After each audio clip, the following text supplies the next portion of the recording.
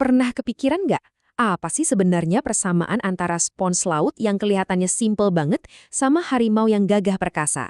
Nah, hari ini kita bakal coba bedah bareng-bareng cetak biru kehidupan yang ternyata menyatukan semua hewan di dunia. Ini nih, teka-teki yang bikin para ilmuwan garuk-garuk kepala. Spons laut versus harimau. Kelihatannya kan beda banget ya. Tapi percaya nggak? Mereka itu anggota dari satu klub super eksklusif yang sama. Kerajaan hewan. Loh, kok bisa? Terus gimana caranya para ilmuwan memetakan semua hewan yang super beragam ini? Ternyata mereka itu kayak ngebangun pohon keluarga raksasa buat semua hewan. Yuk kita lihat gimana cara kerjanya. Oke, jadi buat bisa masuk ke kerajaan hewan ini, ada tiket masuknya. Ada 5 syarat wajib nih yang harus dipenuhi kalau sebuah makhluk hidup mau disebut sebagai hewan. Kerajaan ini tuh gede banget dan isinya macam-macam. Tapi semua anggotanya, mau itu serangga paling kecil sampai paus biru paling besar, semuanya harus punya beberapa ciri dasar yang sama. Nggak bisa ditawar. Coba deh lihat kelima syarat ini. Anggap aja ini checklist wajib. Kalau ada satu aja nggak kecentang, ya berarti itu bukan hewan. Contohnya jamur deh. Dia kan multiseluler, eukariotik juga, tapi dia nggak bisa gerak aktif dan punya dinding sel. Makanya jamur punya kerajaannya sendiri. Nah, setelah kita tahu siapa aja yang lolos masuk ke klub ini, para ilmuwan langsung bikin pembagian besar pertama. Gampang banget, seluruh kerajaan hewan ini langsung dipecah jadi 2, cuma berdasarkan satu pertanyaan simpel. Pertanyaannya cuma satu, punya tulang belakang? Enggak. Jawaban ya atau tidak dari sini langsung ngebentuk 2 cabang paling gede di pohon keluarga hewan. Ada vertebrata yang punya tulang belakang kayak kita manusia, dan invertebrata yang nggak punya, kayak serangga atau cumi-cumi. Dan coba lihat deh perbandingannya. Kaget kan? Walaupun kita mungkin lebih sering mikirin hewan bertulang belakang, ternyata invertebrata alias hewan tanpa tulang belakang itu jumlahnya 95% dari semua spesies hewan di bumi. Mereka ini mayoritas yang sesungguhnya. Oke, sekarang kita bahas yang 95% tadi, dunia invertebrata. Dari ubur-ubur sampai laba-laba. Gimana coba para ilmuwan ngelompokin mereka yang macam-macam banget ini? Kuncinya ada di cetak biru atau desain dasar tubuh mereka. Pertanyaan pertama itu soal simetri. Gampangnya gini, gimana sih denah dasar tubuh hewan ini? Kenapa ini penting? Soalnya denah tubuh ini ngaruh banget ke cara dia gerak, makan, dan berinteraksi sama lingkungannya. Nah, ada 2 desain utama nih. Pertama, simetri radial, kayak bintang laut atau ubur-ubur. Desain ini cocok banget buat hewan yang cenderung diam atau cuma ngambang. Terus yang kedua, simetri bilateral, kayak kita, punya sisi kiri dan kanan yang sama persis.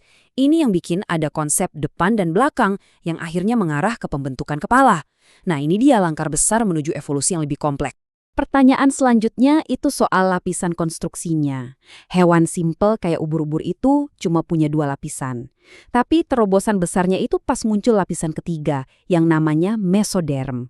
Lapisan tengah inilah yang jadi cikal bakal otot, tulang, dan organ-organ penting kayak jantung dan ginjal. Jadi, tanpa si mesoderm ini, ya nggak bakal ada hewan-hewan kompleks yang kita lihat sekarang.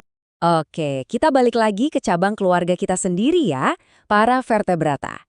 Si pasukan bertulang belakang ini udah berhasil menaklukkan darat, laut, sampai udara. Yuk kita intip gimana caranya mereka beradaptasi di lingkungan yang beda-beda banget. Tabel ini ngerangkum semuanya dengan keren banget. Lihat deh bedanya dari ikan yang napas pakai insang di air sampai mamalia berdarah panas yang bisa ngatur suhu tubuhnya sendiri. Tiap kolom ini benar-benar nyeritain kisah adaptasi yang luar biasa. Nah, bedanya berdarah dingin sama berdarah panas ini penting banget. Kemampuan buat jaga suhu tubuh tetap stabil, kayak yang dimiliki burung dan mamalia, itu bikin mereka bisa tetap aktif dalam cuaca apapun. Mau di gurun panas atau di kutub yang beku, mereka tetap bisa bertahan. Ini keuntungan evolusi yang luar biasa. Sekarang kita lihat evolusi mesin di dalam tubuhnya. Kita mulai dari jantung ikan. Simple banget, cuma punya 2 ruang. Darah dipompa ke insang buat ambil oksigen, terus langsung disebar ke seluruh tubuh. 1 putaran aja. Ya cukup lah buat hidup di air. Terus, amfibi. Mereka ini bikin lompatan evolusi. Jantungnya punya 3 ruang. Jadinya, sistem peredaran darahnya ganda. 1 jalur ke paru-paru, 1 lagi ke seluruh tubuh. Tapi, ada tapinya. Karena biliknya cuma 1, darah yang bersih sama yang kotor masih sedikit kecampur. udah lebih canggih, tapi belum sempurna. Dan akhirnya, sampailah kita ke desain puncaknya. Jantung dengan 4 ruang, yang dipunya burung dan mamalia. Dengan 2 bilik yang terpisah total, darah bersih dan kotor nggak akan pernah nyampur lagi. Ini sistem yang super efisien, bisa ngirim oksigen dalam jumlah besar ke otot. Makanya, mereka bisa melakukan aktivitas berat kayak terbang atau lari jauh. Oke, jadi setelah kita bedah semua ini, yuk kita balik lagi ke pertanyaan awal tadi, soal spons dan harimau. Kalau kita lihat dari gambaran besarnya, sekarang kita mulai bisa kan ngelihat benang merahnya? Kita udah lihat kan, gimana cuma dari beberapa pertanyaan simpel, punya tulang belakang nggak, simetrinya gimana, ada berapa lapisan tubuhnya, itu semua bisa jadi semacam cetak biru. Dengan ngikutin cetak biru ini, kita jadi bisa nempatin hewan apapun dari yang paling simpel sampai yang paling rumit di pohon kehidupan. Sistem klasifikasi ini tuh bukan cuma soal ngasih label buat masa lalu ya. Ini adalah cetak biru buat kita ngertiin evolusi kehidupan itu sendiri. Dan ini ninggalin kita dengan satu pertanyaan besar buat dipikirin. Seiring planet kita yang terus berubah, kira-kira cetak biru baru seperti apa ya yang bakal muncul? Adaptasi keren apa lagi yang bakal nentuin babak selanjutnya dari kerajaan hewan?